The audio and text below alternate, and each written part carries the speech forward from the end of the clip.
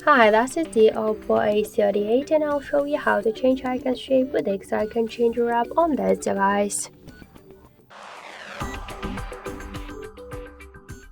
So first let's open the Play Store app, and in the search bar we should enter the X Icon Changer. After that we should get this application, so tap the install button and wait a couple of seconds. Then just tap the open button to open the app. And here you'll see all of the available applications which icons you could change.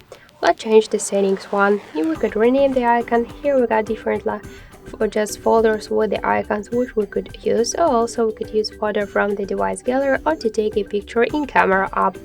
Let's find one from the similar to the settings icons. Tap to OK on the right upper corner.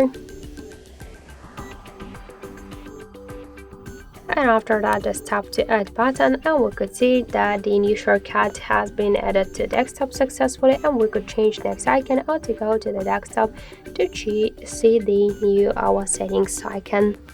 So that's it. Thank you for watching, and if you like this video, leave thumbs up and subscribe.